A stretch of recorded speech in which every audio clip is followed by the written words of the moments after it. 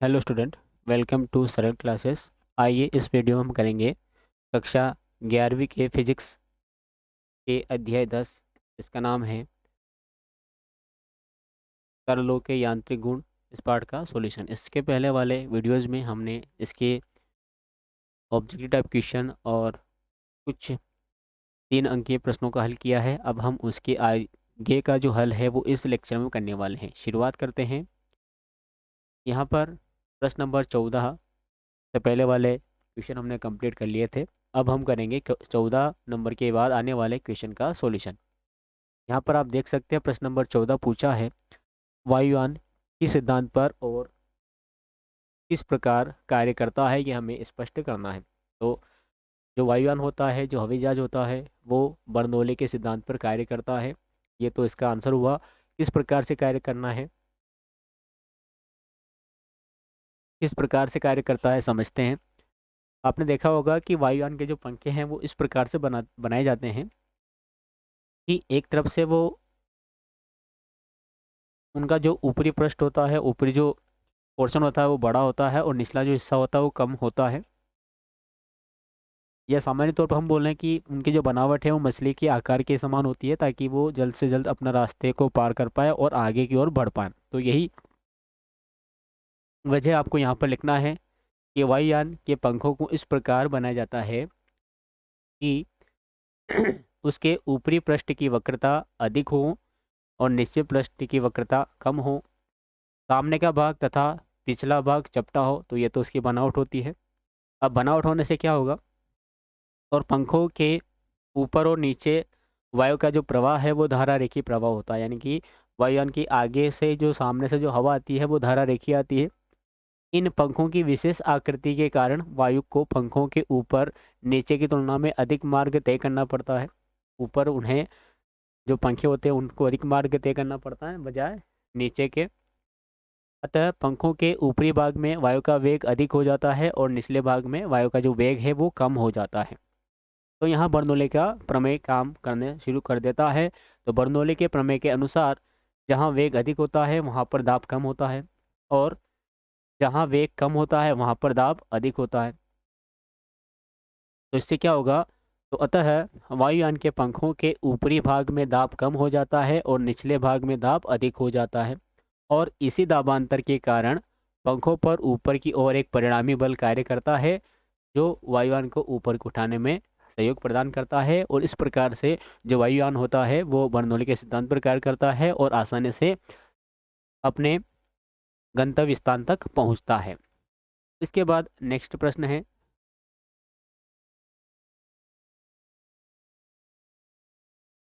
Stock का नियम लिखिए। सीमांत वेग क्या है, इसका सूत्र बताइए।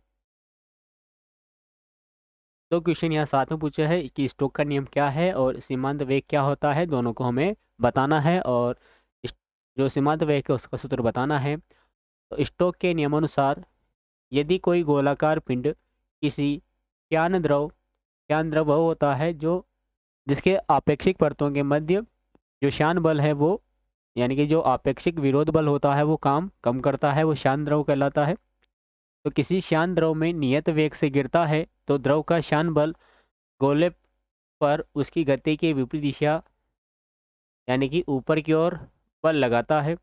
ये तो नियम दिया था स्टोक ने। क्या नियम दिया था कि जैसे कोई गोलाकार पिंड है, गोलाकार पिंड क्या कर रहा है, वो किसी जो शांत द्रव है उसके अंदर वो प्रवेश कर रहा है। तो इस गोले पर जो ये द्रव है जो बल लगाता है ऊपर की ओर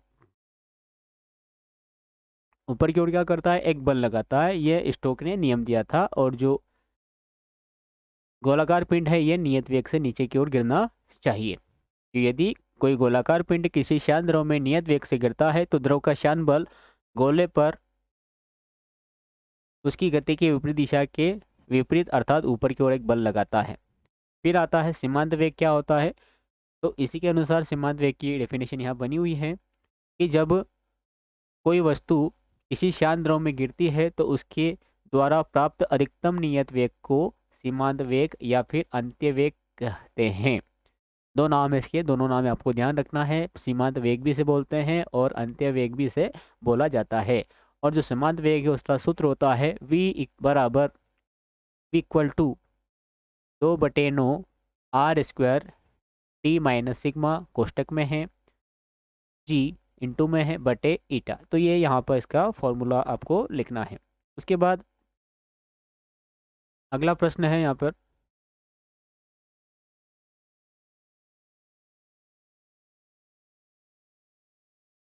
किसी बूंद में अतिरिक्त दाब के लिए सूत्र स्थापित करना है। बूंद के लिए आपको अलग जो दाब अधिक होता है उस बल का, उस दाब के लिए आपको यहाँ पर सूत्र बताना है। तो इसके लिए हम मानते हैं कि हमारे पास ये जो आर त्रिज्या की क्या हमारे पास एक बूंद है, माना आर त्रिज्या की एक बूंद है। जो हम मानते हैं वो हम यहाँ लिखते भी हैं कि माना कि आर त्रिज्या की एक बूंद है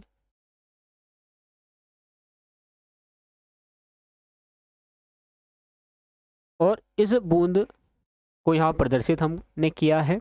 तो इस बूंद बनने के लिए जो द्रव है, तो द्रव का कोई ना कोई पृष्ठ तनाव होगा। तो मानते हैं कि द्रव का जो पृष्ठ तनाव है वो टी है,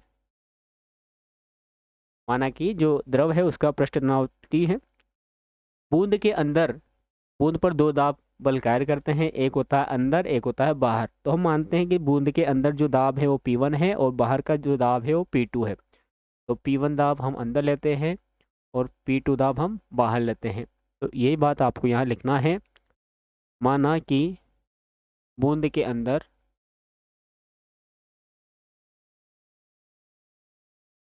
का दाब P1 एवं बाहर का दाब P2 है।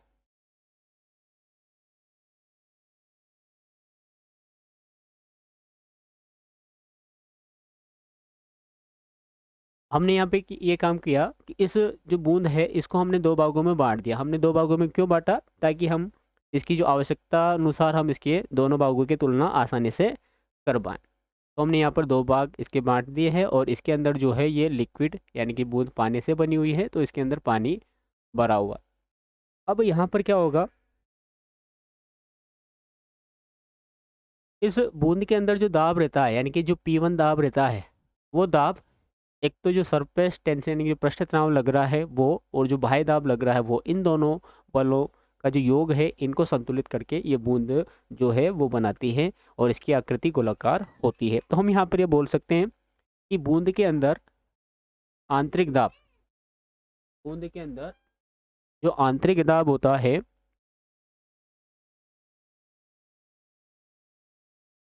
बूंद के अंदर आंतरिक दाब बराबर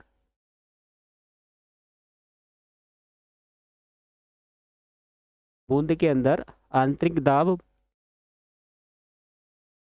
जो बराबर है वो बराबर होगा, किसके बराबर होगा? जो बाह्य दाब यहाँ पर लग रहा है और जो सरफेस टेंशन यहाँ पर लग रही है उन दोनों के बराबर होगा। बाह्य दाब प्लस पृष्ठ तनाव। तो हम इनके द्वारा जो यहाँ पर दाब बल लगा है उसका मान निकाल लेते हैं। तो हम यहाँ पर ये लाइन भी लिख सकते हैं और आप चाहें तो ये भी लिख सकते हैं कि बूंद के अंदर आंतरिक दाब के कारण लगने वाला बल, बाह्य दाब P2 के कारण लगने वाला बल और पृष्ठ तनाव T के कारण लगने वाला बल। अब यहाँ पर जो बल लग रहा है P1 के कारण बल बराबर P2 के कारण बल प्लस पृष्ठ तनाव के कारण बल।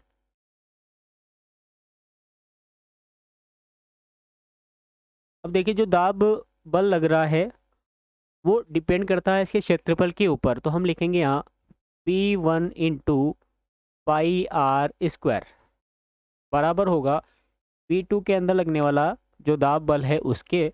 तो ये हो जाएगा P2 into pi are square, क्योंकि ये भी इसकी क्षेत्रफल की वजह पर निर्भर करता है, और प्लस जो पृष्ठ तनाव है वो उसकी जो परिधि होती है बूंद की उस पर डिपेंड करता है। पृष्ठ तनाव कहाँ पर लगता है? तो ये सतह पर लगता है। तो इसकी परिधि आएगी, और परिधि का जो फॉर्मूला होता है वो आपको पता है, ये होता है 2πr। क्या होता है? 2πr होता है। अब हमें यहाँ पर अतिरिक्त दाब निकालना था, तो हम जो दाब है P1 और P2 इन दोनों को एक तरफ ले लेते हैं। तो इस वाले जो पोर्शन है इसको हम इधर पक्षांतर कर देंगे। तो जब हम इसको पक्षांतर करके इधर लाएंगे तो हमें यहाँ प्राप्त होगा P1 into πr² minus P2 into πr² बराबर बचेगा T इंटू 2πr। आप यहाँ देख सकते हैं P1 में πr² है और P2 में भी πr² है, तो हम इन दोनों को कॉमन, इन दोनों में से πr² कॉमन ले लेते हैं। तो यहाँ मिलेगा P1 minus P2 into πr² बराबर है T इंटू 2πr। तो दाब दाब अंतर या अतिरिक्त दाब निकालना था, तो हम निकालेंगे P1 माइनस P2 बराबर हो जाएगा T इंटू 2πr, और बटे में ये आ जाएगा πr²।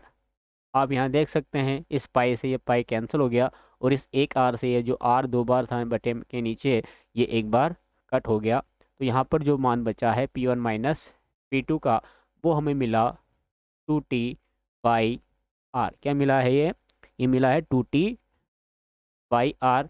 तो हम इसे लिख सकते हैं अतिरिक्त दाब, क्या है ये? अतिरिक्त दाब है, स्मॉल p दे देते हैं, जो होगा P1 माइनस P2 के इक्वल, और तो P इक्वल हो जाएगा ये 2t/r। तो ये यहाँ पर बूंद के दाब आधिक्य जो था, अतिरिक्त दाब था, उसका सूत्र यहाँ पर ये हमने प्राप्त कर लिया है। उसके बाद देखिए अगला प्रश्न यहाँ पर आता है।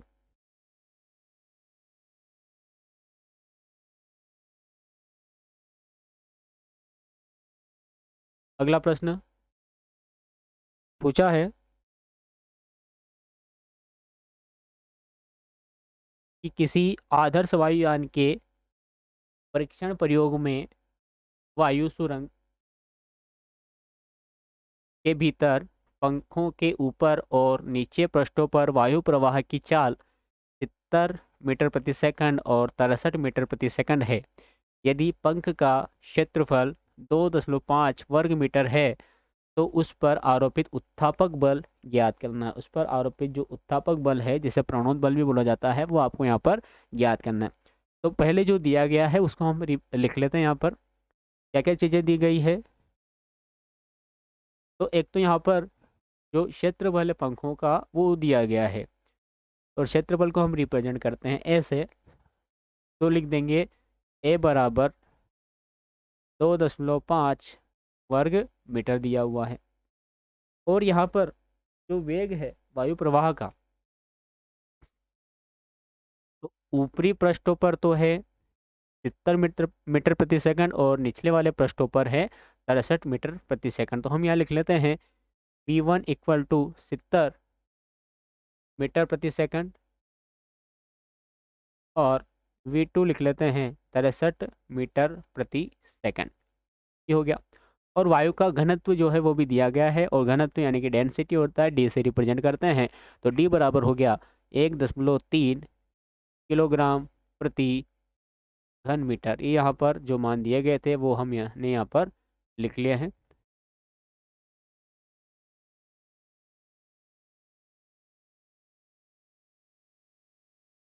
अब हम यहाँ पर लगा लेते हैं बर्नौली के प्रमेय के अनुसार। कौन सी प्रमेय लगाएंगे? हम यहाँ लगाएंगे बर्नौली के प्रमेय के अनुसार।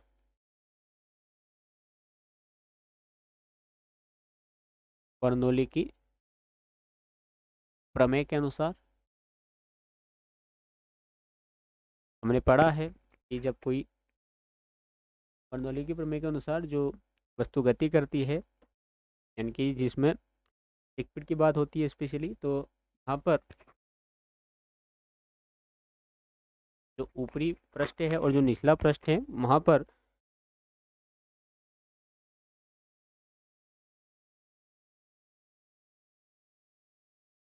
बर्नौली के प्रमेय के अनुसार यहाँ पर जो दाब बल है और यहाँ पर जो गतिज ऊर्जा बल है, इन दोनों का जो योग है वो नियत रहता है। तो इस कारण से हमने यहाँ पर बर्नौली प्रमेय के अनुसार लिया हुआ है। जो लिया हमने क्षैतिज तल के लिए, कौन से तल के लिए लिया है? क्षैतिज तल के लिए लिया है। अब क्षैतिज तल के लिए क्या होगा कि इसकी जो गतिज ऊर्जा है और इसकी जो दाब ऊर्जा है, ये दोनों बराबर होगी। तो हम यहाँ पर लिख सकते हैं ऐसा, यहाँ पर हम ऐसा लिख सकते हैं कि 1/2 T V1 square plus P1 बराबर होगा 1/2 T V2 square plus P2। हमें उत्तापक बल निकालना था। तो उत्तापक बल निकालने के लिए सबसे पहले हमें दाबांतर निकालना होगा, और दाबांतर निकालने के बाद हम जब इसमें क्षेत्रफल का इंटू कर देंगे तो हमें यहाँ पर उत्तापक बल या प्रणोद बल मिल जाएगा। तो हम यहाँ लिखें, पक्षांतर कर लेते हैं, दाब को इस तरफ ले आते हैं लेफ्ट हैंड तरफ, तो ये होगा P1 माइनस P2, और गतिज ऊर्जा को इस तरफ ले आते हैं तो ये हो जाएगा 1/2 T V2 square minus 1/2 T V1 square. खाली आपको यहाँ एक बात ध्यान रखनी है, जो हम मान मानते हैं, तो यहाँ पर मान हमने माना V1 जो 70 है, लेकिन यहाँ आगे जो है V2 आ गया है, इस कारण से हम V1 70 न मानते हुए हम 70 को मानेंगे V2, और V1 मानेंगे हम 63 मीटर प्रति सेकंड को। तो यहाँ पर हम मान लिखते हैं तो होगा P1 minus P2 equal to 1/2, और D कॉमन ले लेते हैं, और यहाँ हो जाएगा ये V2 का स्क्वायर माइनस V1 का स्क्वायर। इसलिए करा ताकि अपनी जो कैलकुलेशन है वो आसानी से हम कर सके।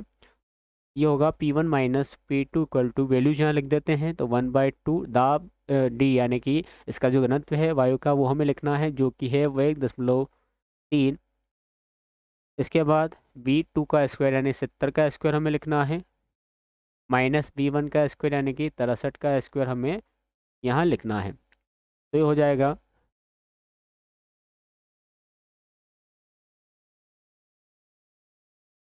तो ये मान हमें मिलेगा 1/2 यानी कि 1.3/2। 70 का स्क्वायर हमें करना है, तो 70 का स्क्वायर होता है 4900, माइनस फिर 63 का हमें स्क्वायर करना है। तो जब हम 63 इंटू 63 करेंगे तो हमें मान मिलेगा 3669, 3969। 1.3/2 इंटू 3969 को हम जो है 4900 में से घटाएंगे तो हमें मिल जाएंगे 931। कितने मिलेंगे? 931 मिलेंगे। और यहाँ से हम 931 का इंटू 1.3 में कर देंगे, तो जब हम 931 का इंटू 1.3 में करेंगे तो हमें मिलेगा 1210.3। इंटू आप करके देख लीजिएगा, 1210.3 डिवाइड बाय 2। जब इनको हम डिवाइड करेंगे 2 से, जब इसको हम डिवाइड करेंगे 2 से, तो हमें मिलेगा P1 माइनस P2 बराबर 605.15, 605.15। चूँकि दाबांतर है, दाब है, और दाब का जो मात्रक है वो पास्कल है, तो आप इसके पीछे क्या लिख दें? पास्कल लिख दें। तो ये तो दाब आ गया, दाबांतर आ गया, अतिरिक्त दाब आ गया। तो हम यहाँ पर उत्तापक बल निकाल लेते हैं। उत्तापक बल, अब क्या निकालना हमें? उत्तापक बल निकालना है। उत्तापक बल बराबर होता है दाबांतर, यानी कि P1 माइनस P2 इंटू होता है क्षेत्रफल। तब उत्तापक बल हमने रिप्रेजेंट किया F से, तो F बराबर हो जाएगा ये 605.15 इंटू जो क्षेत्रफल दिया गया था, तो क्षेत्रफल प्रश्न में दिया गया था 2.5 वर्ग मीटर, तो यहाँ लिख लेते हैं 2.5 वर्ग मीटर। और जब आप 605.15 को 2.5 से गुणा करेंगे, 605 0.15 इंटू करना है तो 0.5, तो राशि मिलेगी यहाँ पर 1512.875, ये आपको यहाँ पर राशि मिलेगी। अब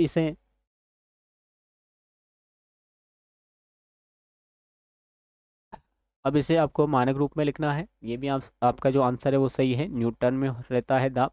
मानक रूप में लिख लेते हैं, तो मानक रूप जो रहता है वो एक अंक के बाद पॉइंट रहती है, तो हम यहाँ इसको लिख लेते हैं 1.5, 2 अंक में रहने देते हैं, और ये पॉइंट यहाँ लगी हुई पीछे हम इसको ले आते हैं आगे की ओर। जब पॉइंट हम आगे की ओर लाते हैं यानी कि संख्या बड़ी से छोटी हो रही है, देखिए आप, एक ये है 1512 और हम लिख रहे हैं इसको 1.5, तो हमें यहाँ पर 10 की जो शून्य है वो बढ़ानी पड़ेगी। तो 10 की घात कितनी बढ़ाएं, तो हम इस दशमलव को 3 अंक पहले लेके आ रहे हैं, तो जब 3 अंक पहले लेके आ रहे हैं तो इसकी घात हो जाएगी 3। तो जो बल है, उत्थापक बल, वो आ जाएगा 1.5 इंटू 10 की घात 3 न्यूटन। इस प्रकार से ये इसका आंसर हमें यहाँ पर प्राप्त हो जाता है, जो यहाँ पर इसका उत्थापक बल है। इसके बाद अगला प्रश्न है, किसी द्रव्य चालित ऑटोमोबाइल लिफ्ट की संरचना अधिकतम 3000 किलोग्राम संहति यानी कि होता है द्रव्यमान की कारों को उठाने की है। बोझ उठाने वाले पिस्टन की अनुप्रस्थ काट का जो क्षेत्रफल है वो 425 वर्ग सेंटीमीटर है। छोटे पिस्टन को अधिकतम कितना दाब सहन करना पड़ेगा। तो यहाँ पर जो जो दिया गया है वो हम लिख लेते हैं। तो यहाँ पर क्या क्या चीज़ें दी गई है, तो हम लिखें, दिया है एक तो संहति दी हुई है, द्रव्यमान दिया हुआ है 3000 किलोग्राम। क्या दिया है, 3000 किलोग्राम संहति दी हुई है। तो लिखते हैं हम m बराबर 3000 किलोग्राम संहति दी हुई है। और जो क्षेत्रफल दिया गया है वो है यहाँ पर,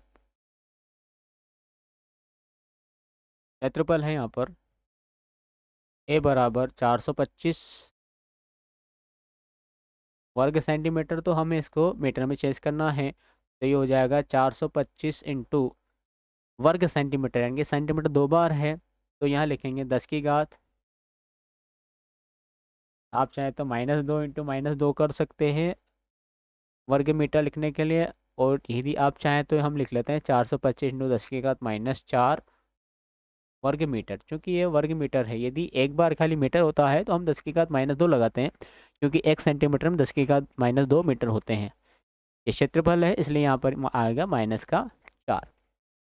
तो अब यहाँ पर जो बड़ा पिस्टन दिया गया था उसका क्षेत्रफल तो ये रहा 425 इंटू 10 की घात -4 वर्ग मीटर, और जो सहती थी वो थी यहाँ पर 3000 किलोग्राम की। तो कितना बार उठा रहा है, तो हम एफ तो निकाल लें, क्या निकालना है, हमें एफ निकालना है। तो F1 बराबर, या एफ बराबर हम लिखें तो ये होता है mg। एफ बराबर क्या होता है, mg होता है। तो m तो है हमारे पास 3000 और g है हमारे पास, हमें पता होना चाहिए, g का जो मान होता है वो होता है 9.8। एफ बराबर क्या होता है, mg होता है, उससे हमने ये लिखा है।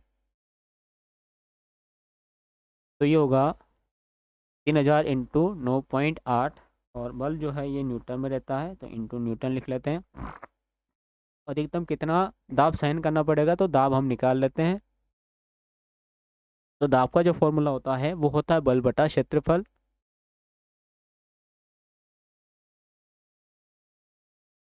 क्या होता है, बल बटा क्षेत्रफल होता है। तो P बराबर बल हो जाएगा यहाँ पर 3000 इंटू 9.8 बटे क्षेत्रफल है यहाँ पर 425 इंटू 10 की घात -4।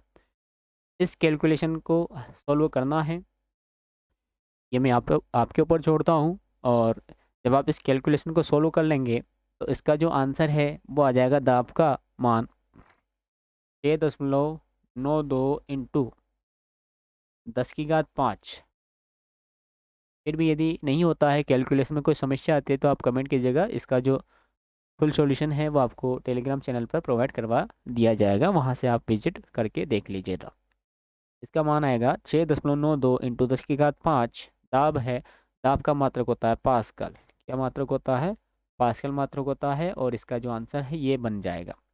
इसके बाद अगला सवाल है हमारे पास, इस अगला प्रश्न है,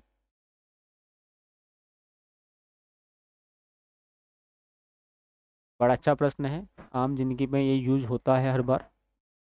क्या प्रश्न देखिए कि स्वच्छ जल की तुलना में अपमार्जक यानी कि डिटर्जेंट जल से कपड़ों के तेली दाग आसानी से कैसे साफ हो जाते हैं, स्पष्ट कीजिए। यानी कि जो साबुन होता है, जो डिटर्जेंट होता है, वो पानी में यूज़ करके हम जो कपड़े हैं उनको आसानी से साफ कर सकते हैं, लेकिन स्वच्छ जल से कपड़े साफ नहीं हो पाते आसानी से। तो इसका रीज़न क्या है?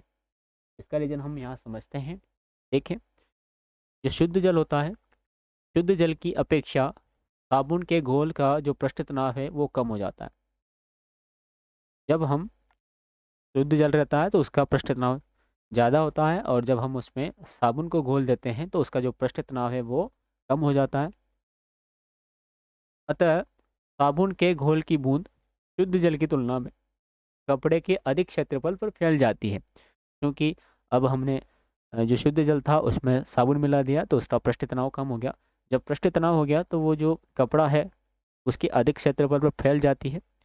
इस प्रकार साबुन का घोल कपड़े के उन छोटे से छोटे छिद्रों तक पहुंच जाता है जहां पर शुद्ध जल नहीं पहुंच पाता। जब शुद्ध जल वहां नहीं पहुंचा जहां पर शुद्ध जल वहां नहीं पहुंचता है जहां तक कौन पहुंच गया? साबुन युक्त जल पहुंच गया है। जब पहुंच गया तो ऐसा क्या होगा कि साबुन के घोल तथा मेल के बीच में जो आसंजक बल होता है, आसंजक बल हमने पहले भी डिस्कस किया था, दो प्रकार के बल होता है, सहसंजक और आसंजक। समान कणों के मध्य जो बल लगता है वो सहसंजक बल होता है, और असमान कणों के मध्य जो बल लगता है वो आसंजक बल होता है। तो यहाँ साबुन का घोल था और मेल था, तो ये दोनों अलग अलग कण के बने हुए हैं, तो इन दोनों के मध्य में लगा है आसंजक बल। ये जो आसंजक बल है ये साबुन के घोल के सहसंजक बल से अधिक हो जाता है, और घोल मेल को अपने साथ चिपकाकर सूक्ष्म छिद्रों से बाहर निकल जाता है। इसीलिए स्वच्छ जल की तुलना में जो अपमार्जक युक्त जल होता है उससे कपड़ों के तेली दाग आसानी से साफ हो जाते हैं। इसके बाद नेक्स्ट क्वेश्चन है,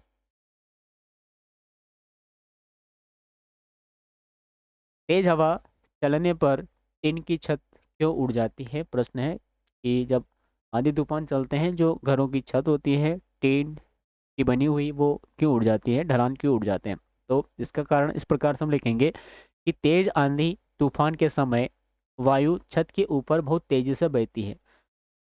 जब वायु तेजी से बहती है तो बर्नौली के प्रमेय के अनुसार क्या हो जाता है कि छत के ऊपर दाब कम हो जाता है और घर के अंदर दाब अधिक हो जाता है। जब घर के अंदर का दाब ज़्यादा हो जाता है और घर के छत के ऊपर का दाब कम हो जाता है तो इस दाबांतर के कारण जो छत होती है वो उड़ जाती है। तो इसका कारण क्या है? तो इसका कारण मुख्य दाबांतर है। फिर अगला प्रश्न है यहाँ पे,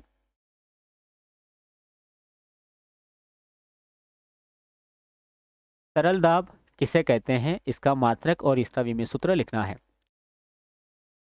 प्रति इकाई क्षेत्रफल पर प्रति इकाई क्षेत्रफल पर तरल लिक्विड द्रव तरल द्वारा लगाए गए दाब को हम तरल दाब कहते हैं। तरल दाब का जो एसआई मात्रक है वो न्यूटन प्रति मीटर वर्ग है, और सीजीएस जो मात्रक है वो है डायन प्रति सेंटीमीटर वर्ग। तो इसके मात्रक आप ध्यान रखें, ऐसा पद्धति में होता है न्यूटन प्रति मीटर वर्ग और सीजीएस पद्धति में होता है डायन प्रति सेंटीमीटर वर्ग। विमेय सूत्र लिखे हैं, तो विमेय सूत्र होता है इसका ml-1 t-2। क्या होता है? ml-1 t-2 इसका विमेय सूत्र होता है। फिर अगला प्रश्न है यहाँ पे, तरल दाब संबंधी पास्कल का नियम लिखिए और सिद्ध कीजिए। हमें यहाँ पर पास्कल का नियम लिखना है और इस पास्कल के नियम को हमें यहाँ पर सिद्ध भी करना है। देखिए, जो पास्कल ने नियम दिया था वो इस प्रकार से दिया,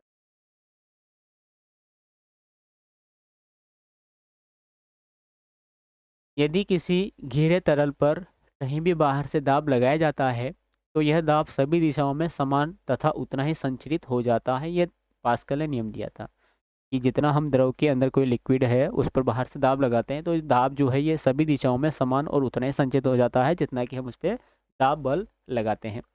इसका उपयोग भी हमें पता होना चाहिए। तो इस तरह जो प्रयोग है हम करते हैं द्रव चालित मशीनों, जैसे कि द्रव चालित प्रेस में करते हैं, द्रव चालित लिफ्ट में करते हैं, द्रव चालित ब्रेक आदि में इसका उपयोग किया जाता है।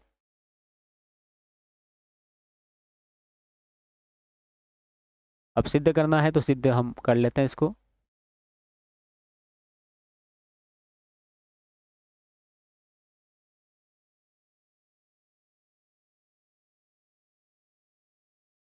सिद्ध करने के लिए हम यहाँ पर मानते हैं,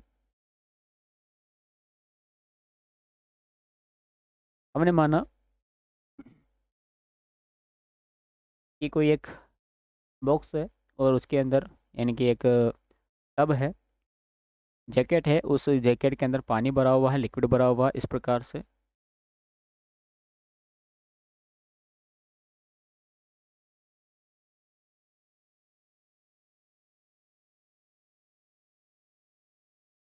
इसके अंदर क्या है, लिक्विड भरा हुआ है।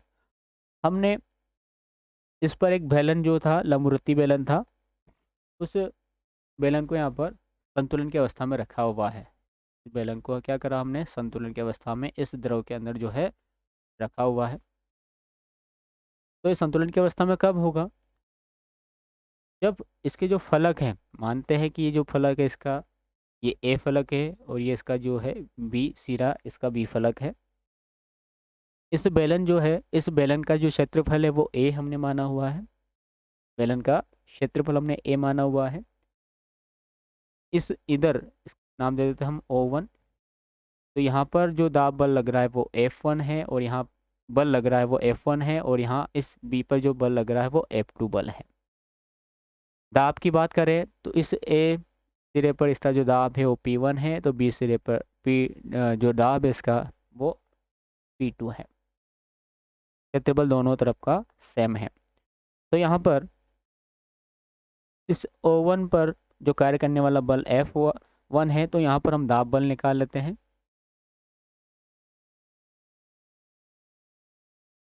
लंबवर्ती बेलन के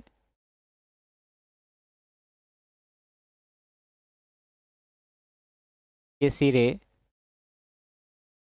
O1 पर दाब, O1 पर दाब क्या होगा, तो ये होगा P1 बराबर, ये होता है दाब बराबर होता है बल बटा क्षेत्रफल। तो बल यहाँ पर F1 है और दाब यहाँ पर A है, तो P1 बराबर होगा F1 बटा A होगा।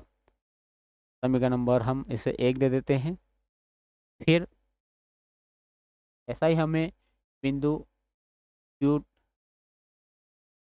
है, ये Q2 के लिए करते हैं, तथा बेलन के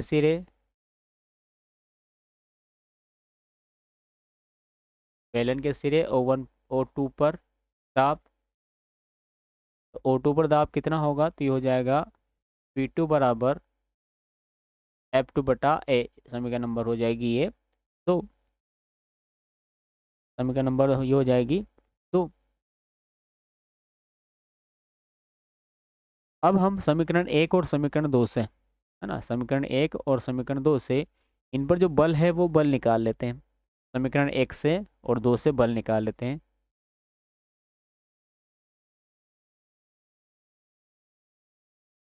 यहाँ से हम बल निकालते हैं तो हमें यहाँ पर क्रॉस मल्टीप्लिकेशन करना होगा, तो F1 बराबर आ जाएगा P1A। F1 बराबर क्या आएगा, तो ये आएगा P1A एवं F2 इसी प्रकार से आ जाएगा P2A। क्या हो जाएगा, P2A। क्योंकि हमने यहाँ पर क्या कर रखा है, जो द्रव है वो संतुलन अवस्था में है, क्योंकि द्रव संतुलन अवस्था में है,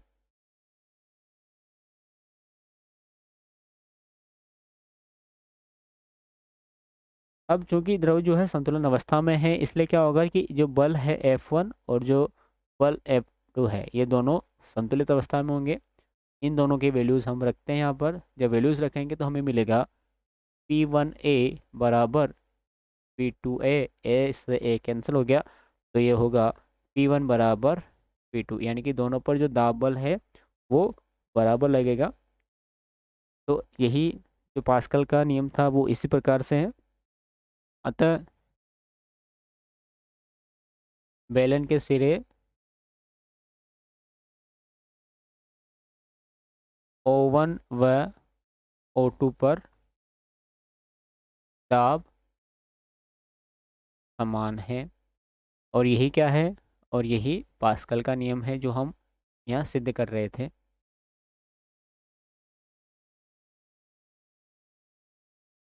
क्या नियम था कि जो बल लगाते हैं वो जो बल है वो चारों दिशाओं में समान और उतना ही संचारित होता है जितना कि हम यहाँ पर बल लगाते हैं।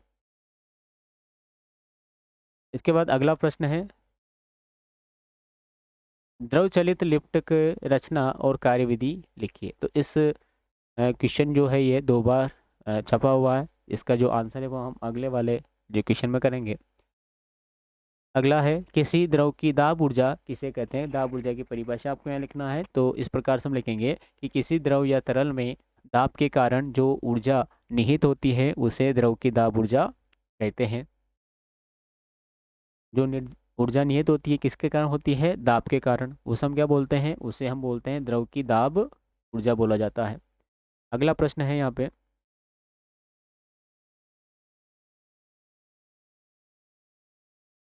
संपर्क कोण किसे कहते हैं, एक उदाहरण दीजिए।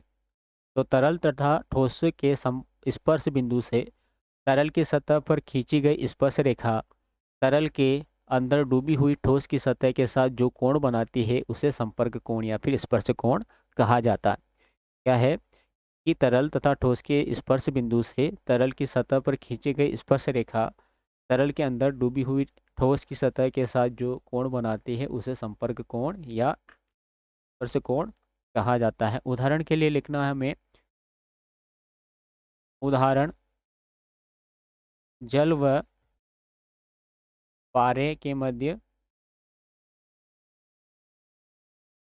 स्पर्श कोण न्यून कोण, या हम लिख सकते हैं 0 डिग्री होता है। कितना होता है, या तो हम न्यून न्यून कोण लिख दें, और या हम लिख दें 0 डिग्री ये कोण होता है। ये इसका उदाहरण हो गया। स्पर्श कोण कितना होता है जल और पारे के मध्य, तो ये होता है 0 न्यून कोण होता है। उसके बाद अगला प्रश्न है,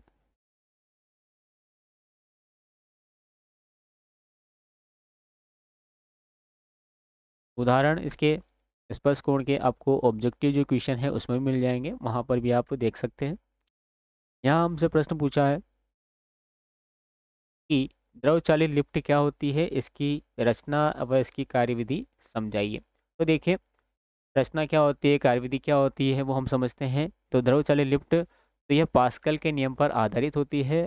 ऐसी युक्ति होती है जिसकी सहायता से बहुत भारी वस्तुओं जैसे कि कार हो गई, शिप होगी इत्यादि को कम बल लगाकर ऊपर की ओर उठाने में कार्य इसके द्वारा किया जाता है। इसके साथ ही इमारत हुई, ब्रिज हुई, इसके निर्माण में गर्डर आदि वस्तुओं को उठाकर आवश्यकता अनुसार ऊंचाई तक ले जाने में भी इसका उपयोग किया जाता है। अब इसका सिद्धांत, रचना और कार्यविधि हमें बतानी है। तो कार्यविधि हम यहाँ पर समझ लेते हैं। इस प्रकार से इसकी कार्यविधि है।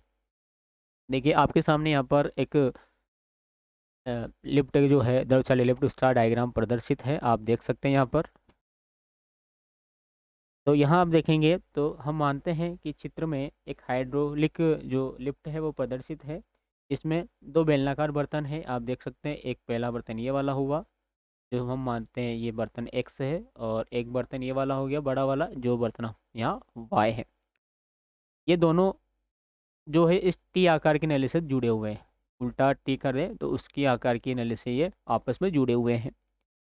उसके बाद क्या हुआ, इन दोनों बर्तनों में 2 दाब पिस्टन लगे हुए हैं। तो ये पहला पिस्टन है जिस पर हम दाब लगाएंगे P1, और ये दूसरा पिस्टन है जिस पर हमें दाब प्राप्त होगा P2। यहाँ हम देखें तो इसका जो क्षेत्रफल है इस वाले का, वो क्षेत्रफल यहाँ से यहाँ तक का वो A1 है, इसका क्षेत्रफल A1 है, और इधर वाले का जो क्षेत्रफल है वो A2 है। यहाँ हम देख सकते हैं कि इस A1 जो जो क्षेत्रफल है वो A2 की तुलना में कैसा है, छोटा है। अब यदि हम P1 पिस्टन पर दाब लगाते हैं F1, तो दाब क्या होगा, दाब द्रव के अंदर ये संचित हो जाता है। दाब इसके अंदर संचित हो जाता है जब हमने F1 लगाया था। तो यहाँ से ये इस लिक्विड को नीचे की ओर धकेलेगा, और तो ये लिक्विड इस पिस्टन P2 पे पहुंचकर इस पिस्टन P2 को ऊपर की ओर धकेलने की कोशिश करेगा। जब ये इसको धकेलेगा तो हमें यहाँ पर जो दाब बल है उसके द्वारा एक बल F2 यहाँ पर हमें बल प्राप्त हो जाएगा। तो जितना हम यहाँ दाब लगाएंगे, बल लगाएंगे, उतना ही ये जो लिफ्ट है उसका जो सिरा है वाई वाला वो ऊपर की ओर उठेगा, और हमें जितना किसी वस्तु को ऊपर की ओर उठाना है उतना हम वस्तु को ऊपर की ओर उठा सकते हैं। ये इसकी रचना है और ये इसका कार्यविधि है। और कार्यविधि में यहाँ एक हमें छोटा सा जो सूत्र है वो स्थापित करना पड़ेगा, तो हम उसकी स्थापना यहाँ पर कर लेते हैं।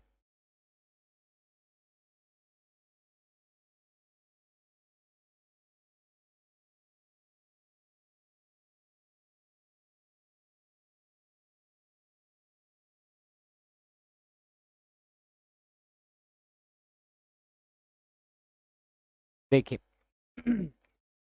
अब हमने यहाँ पे क्या किया था, पहले पिस्टन पर दाब लगाया था F1, तो हमें पिस्टन P2 पर कार्य मिला था F2। तो पिस्टन पर आरोपित दाब निकाल लेते हैं। तो पिस्टन X पर आरोपित दाब,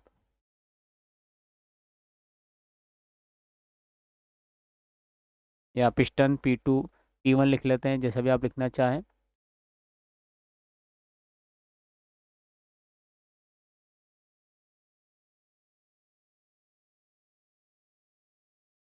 पिस्टन X नाम दे देते हैं, इसको भी Y नाम दे देते हैं। पिस्टन X पर दाब,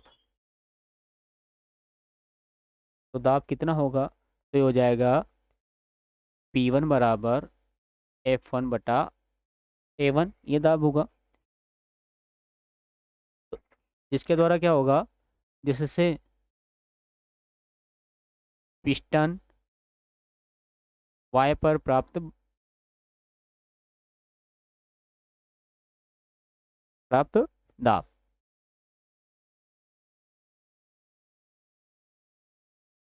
और यहाँ पर दाब कितना हो रहा है, जो P1 पे हमें प्राप्त हुआ था, कितना हो रहा है जो हमें P1 पर प्राप्त हो रहा था।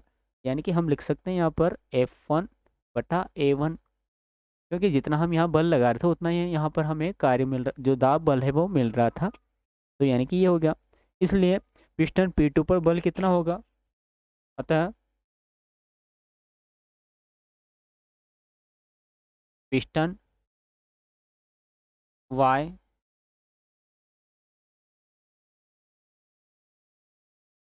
पिस्टन Y पर बल,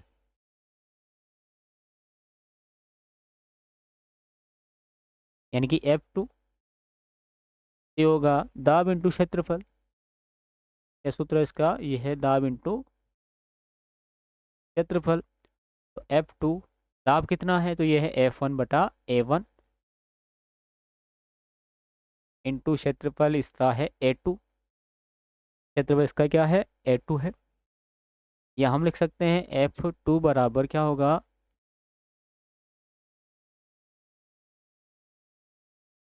F1 इंटू A2 बटा A1। इसका मतलब क्या हो गया, इसका मतलब ये हुआ कि क्योंकि A1 छोटा है A2 से, A1 ये बटे में जो A1 लिखा है ये छोटा है A2 से, इसलिए क्या होगा, इसलिए जो दाब बल होगा F2 वो बड़ा होगा F1 से। वो कैसा होगा, बड़ा होगा F1 से। अर्थात हम कम पिस्टन वाले क्षेत्रफल, जो जिसमें कम क्षेत्रफल है, वो पिस्टन पर कम दाब लगाकर अधिक से अधिक, जो हमारे पास ये इससे कम क्षेत्रफल वाले पिस्टन पर कम दाब बल लगाकर अधिक क्षेत्रफल वाले पिस्टन पर हम अधिक से अधिक जो बल है वो प्राप्त कर सकते हैं। और इस प्रकार P2 के ऊपर जो बोझ लगा हुआ रहता है उसको बहुत ही आसानी के साथ में ऊपर की ओर उठा सकते हैं, और यही जो सिद्धांत है यही हाइड्रोलिक लिफ्ट का सिद्धांत होता है। तो इस प्रकार से यहाँ तक के जो क्वेश्चन है वो हमारे कंप्लीट हो जाते हैं। इसके बाद जो क्वेश्चन है वो आपको बहुत जल्द यूट्यूब चैनल और टेलीग्राम चैनल पर प्रोवाइड करवा दिए जाएंगे।